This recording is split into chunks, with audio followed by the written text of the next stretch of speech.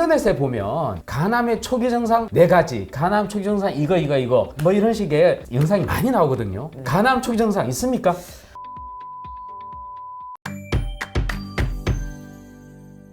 우리나라에서 암 사망률 2위를 기록하며 특히 50대에서 사망 원인 1위를 차지하는 간암 초기 증상이 거의 없어 이 침묵의 암이라고 불리며 발견됐을 때는 이미 진행된 경우가 많습니다. 또한 간암 환자 대부분이 만성 간염이나 간경련증 같은 기저질환을 가지고 있어 간 기능 저하로 인해 치료 과정이 매우 어려운데요.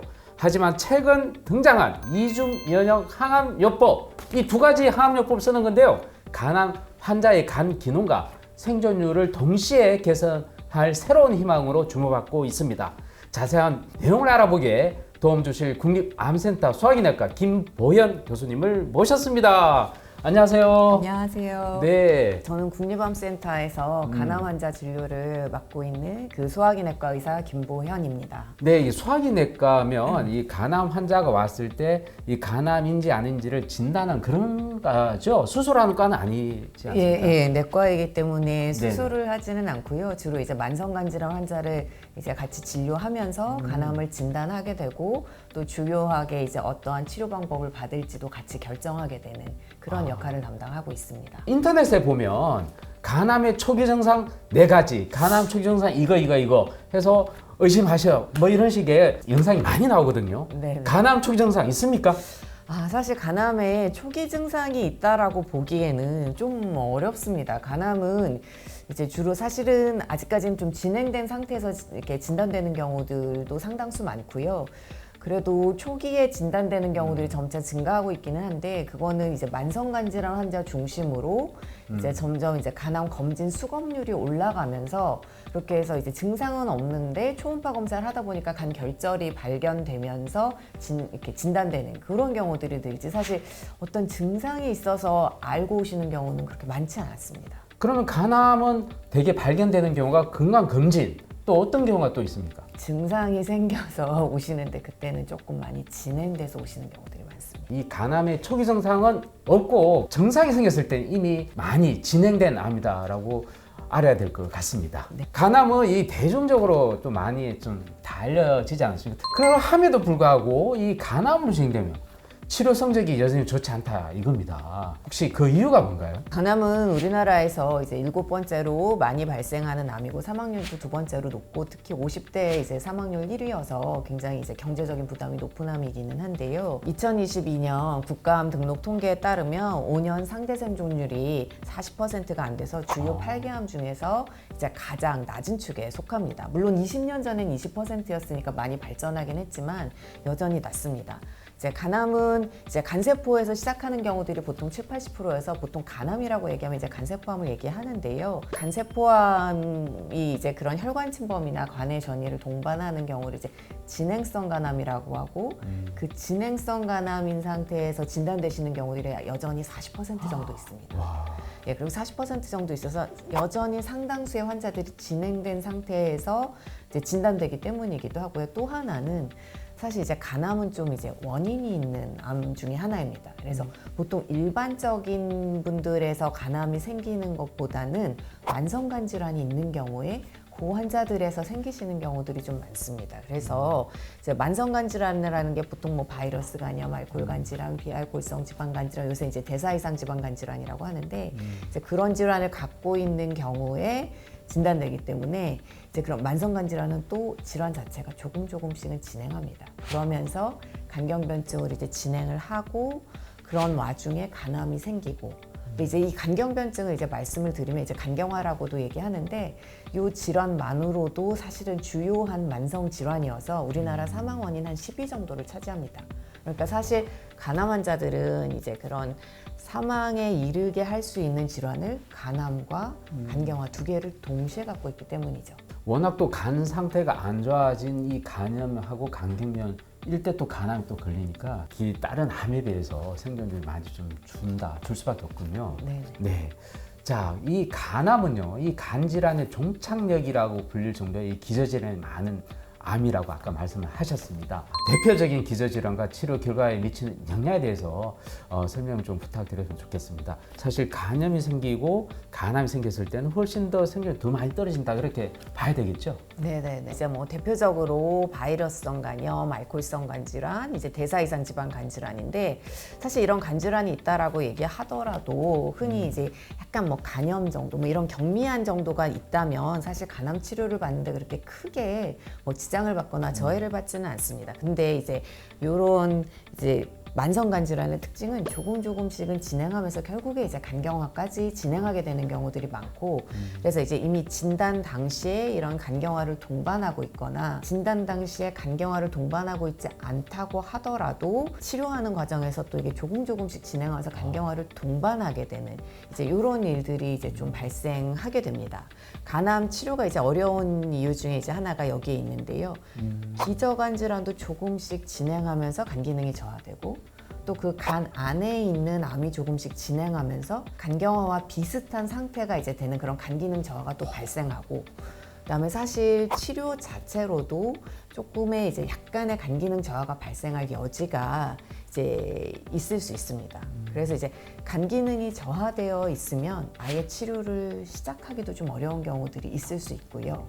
그다음에 치료하는 도중에라도 이런 간 기능 저하가 이제 발생하면 치료하다가 이제 그런 치료 계획에 많은 차질을 얻거나 아니면 치료를 중단하게 되거나 이런 경우들이 사실 좀 생길 수 있습니다. 다른 암은 우선적으로 종양을 없애는 치료법을 고려하는 반면에 아까 그 간암인 경우는 그 간 기능을 또 먼저 유지하는 것 생각할 수밖에 없을 것 같습니다. 그 이유 아까 살짝 설명하셨지만 좀 자세히 설명 좀 부탁드리겠습니다. 간암도 사실 초기에 발견하면 완치를 목표로 합니다. 근데 이제 이때에는 종양을 없애는 그런 이제 재발이 적고 이제 종양을 없애는 그런 치료법을 찾게 됩니다. 이제 이거는 항암 치료하고는 약간 조금 떨어진 그런 초기 간암에 대한 얘기인데요.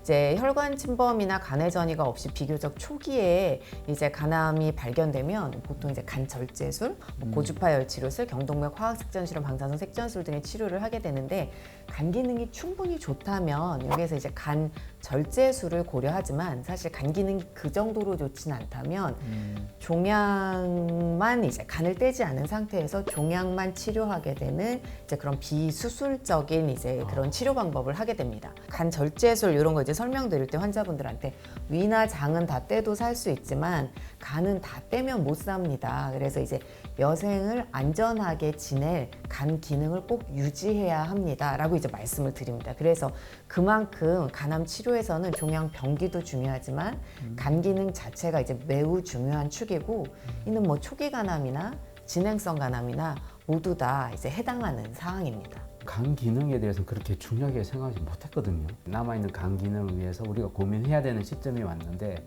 이게 사실 항암제 발달로 인한 좀 그런 고민이라고 볼 수 있겠죠? 간 기능이 중요한 거는 사실 뭐 계속 이제 중요한데요.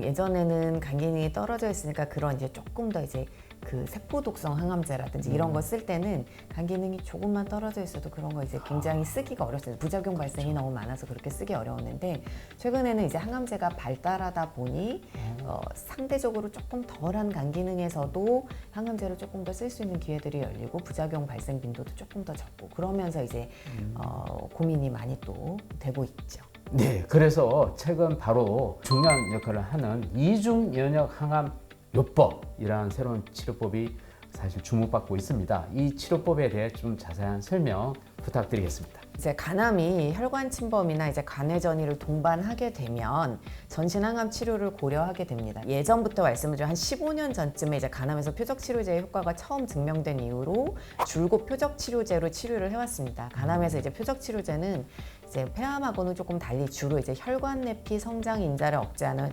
메커니즘에 기반하여 작용하는 약제들로 이제 소라페닙, 렘바티닙 이런 약제들이 이제 대표적입니다. 2020년에 이제 면역 항암제 이제 아테졸리주맙이라는 약과 표적 치료제 베바시주맙이라고 하는 약의 이제 병합요법이 기존의 경구 표적 치료제에 비하여 우월한 효과를 보이면서 간암에서도 면역 항암제 기반의 항암요법이 빠르게 자리 잡았습니다.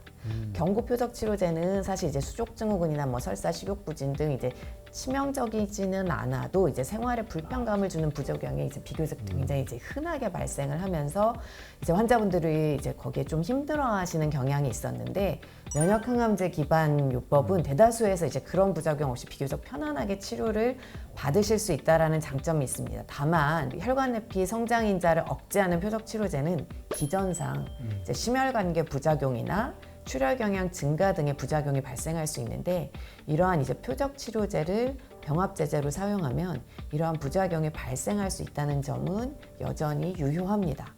이중면역 항암요법은 이런 표적 치료제 없이 면역 항암제 두 가지만을 병합하여 쓰는 방법으로 간암에서는 이제 더발루맙, 트레멜리모맙 병합요법이 여기에 해당합니다. 그래서 면역 항암제에 대해서 이제 간단하게 좀 한번 말씀을 드리면 면역이라는 건 사실 이제 내가 나를 지키는 힘이죠. 이제 그래서 암세포는 근데 우리 몸의 그 면역을 회피하기 위한 이제 네. 그런 다양한 전략을 이제 구사합니다. 그래서 간암에서 면역 항암제를 이제 주로 면역관문 억제제를 말하는데 면역관문은 이제 면역 반응을 너무 이제 과도하게 일어나는 것을 이제 막기 위한 제동장치 같은 건데 원래 우리 몸에 존재합니다. 원래 존재하고요. 남은 이를 악용해서 이제 그런 면역 세포의 기능을 억제해서 이제 본인이 이제 잘 살아남을 수 있게끔 이제 그렇게 하는데요. 이 이중 면역 항암요법은 이제 서로 다른 면역 관문에 이제 작용을 해서 상호 보완적으로 좀 더 이제 효과적인 면역 반응을 유도합니다. 만성간 질환 환자에서는 사실 이제 위식도 정맥류를 동반하는 경우들이 있어서 이런 경우 이제 출혈 경향이 조금 더 높을 수 있는데 이제 그런 출혈 관련 부작용의 발생 빈도를 가 이제 좀 낮다는데 그런 거 이제 포함하지 않는다는데 장점이 있습니다. 그리고 실제 임상 연구 데이터에서도 출혈 빈도는 기존 경구 표적 항암 치료제보다도 더 낮았습니다. 자, 그럼 해당 치료법을 통해서 실제로 이 장기 생존 가능성이 입증이 되었다고 들었는데 이 기존 치료법과 비교했을 때 어떤 차이가 있나요? 이중 면역 항암요법인 더발루맙, 트레멜리무맙 항암요법, 병합요법은 간암 항암제 중 이제 가장 오랜 추적 관찰 데이터를 보여주고 있는데 최근 발표된 5년 추적 관찰 데이터에서 5년 생존율 20%로 사실 그 대조군의 그런 경구 항암제 치료제보다도 2배 이상 높은 결과를 보여주었습니다. 사실 절대적인 수치로는 이제 5년 지났을 때 5명 중에 1명이 생존해 있다라는 거니까 사실 그렇게 높지 않게 느껴지실 수는 있는데 이게 사실 진행성 간암 환자의 데이터라고 생각하면 이건 굉장히 매우 좋은 결과입니다. 아까 말씀드렸던 것처럼 이제 간경변증은 이제 A, B, C 등급으로 이제 세 등급으로 나눠서 이제 보는데 간암 항암 치료는 당연히 찰퓨 A 등급에서만 할 수가 있습니다. 근데 요새는 이 A 등급도 조금 더 세분화해서 봅니다. 그래서 A 등급 중에서도 더 좋은 경우와 좀 덜 좋은 경우로 나눠서 보는데 사실 기존에 그냥 보통 이제 항암 치료제는 더 좋은 A 등급에서는 이제 그 효과의 차이를 뚜렷하게 보여주지만 덜 좋은 A 등급에서는 그 효과의 차이가 크지 않은 경우들이 사실 좀 많았습니다. 어떻게 해석할 수 있냐면 덜 좋은 A 등급만 되더라도 이제 기존의 항암 치료를 받을 수 있다라고 생각하기는 했지만 항암제 치료의 그런 차이를 보여주기에는 그런 간경화로 인한 그런 합병증이나 간 기능 저하 등으로 인해서 생기는 그런 이제 질환의 코스 때문에 이제 그런 항암제의 효과가 좀 상쇄되어 버리는 그런 이제 결과를 초래할 수 있다고 해석을 할 수 있는데요. 이 이중면역 항암요법은 이런 좀 덜 좋은 A 등급에서도 뚜렷한 차이를 보여주었다는 데에서 좀 더 의미가 있습니다. 좀 더 덜 좋은 A 등급인 경우에도 기존 항암제에 비해서 면역 항암제를 쓰면 더 좋은 효과를 보여줬다라는 보여줬다. 거죠. 네네네. 그 간암 치료법에 대한 최신 또 경향에 대해서 살펴봤는데 중요한 건 간암의 이 예방법과 또 고위험군에서 꼭 실천해야 될 관리법을 반드시 알아야 될 것 같습니다. 전문가로서 꼭 알려주십시오. 이제 우선은 제가 이게 원인이 있는 암종이기 때문에 원인 인자를 이제 잘 조절을 해야 됩니다. 그래서 비형 간염, 바이러스 간염 사실 주요한 그런 질환이기 때문에 우선 비형 간염 예방 접종 맞는 게 이제 가장 중요하고요. 그다음에 올해부터 C형 간염이 이제 국가 검진에 포함됐는데 검사 꼭 받아보시고 혹시 C형 간염이 있다면 적절한 항바이러스 치료를 받으셔야 됩니다. 그래야 이제 간경변증이나 간암이 덜 생기고 생기더라도 늦게 생깁니다. 또한 이제 또 최근 이제 과체중 등으로 인해서 대사 이상 지방간 질환이 증가하면서 이와 연관된 관경변증, 간암 발생이 증가하고 있기 때문에 적절한 체중 관리도 꼭 중요합니다. 그리고 만성 바이러스 감염, 간 경변증이 이미 있으시다면 1년에 2번 초음파 검사를 포함한 정기 검진을 꼭 받으셔야 합니다. 네. 그리고 술은 적으면 적을수록 좋습니다. 기자님 적당한 지난주에 술 어느 정도 드셨나요? 적당하게 한두 잔 하는데 그것도 좀 이거 위험합니까? 개인별로 많은 차이가 있는데요. 네네. 일주일에 한두 잔 정도면 그렇게 이제 높은 상황이라고 보지는 않는데요. 네네. 근데 하지만 이제 만성간 질환이 이미 있으신 경우에는 한두 잔도 위험합니다. 아, 그렇군요. 자, 이 마지막으로 결국 간암 환자 많이 또 보시고 또 보호자들 많이 보실 것 같습니다. 그분들에게 용기의 한 말씀 부탁드립니다. 간암은 사실 이제 재발이 많습니다. 여러분 재발할 때마다 이렇게 좀 말씀드리면 사실 저도 좀 낙담할 때가 있지만 이제 그런 거를 굉장히 이제 크게 생각하시고 낙담하시는 경우들이 좀 있는데 그냥 긴 여정이라고 생각하고 긴 호흡으로 일희일비하지 않고 꾸준하게 치료 잘 받으시면 좋겠습니다. 그리고 또 진행성 간암이라고 할지라도 최근에는 항암제 효과가 많이 좋아졌고 부작용도 덜한 편이고 또 많은 치료제들이 이제 개발 중에 있는데 막연하게 항암 치료 거부하고 시작도 안 해보시고 그러지 마시고 이제 이득과 이제 위험을 이제 동시에 고려하면서 이제 잘 치료 시작하셨으면 좋겠습니다. 간암은 초기 증상이 없고 이 조기 발견이 어렵고 치료가 쉽지 않은 질환이지만 좋은 치료법들이 등장하면서 희망을 보이고 있는 것 같습니다. 무엇보다 간암 치료에 있어서 간 기능을 유지하는 것 중요하고 이를 고려한 치료법 선택도 매우 필요할 것 같습니다. 간암으로 고민하는 분들께 오늘 이 영상이 작은 희망이 되기를 바랍니다. 교수님 오늘 출연해 주셔서 감사드립니다. 기자님 감사합니다.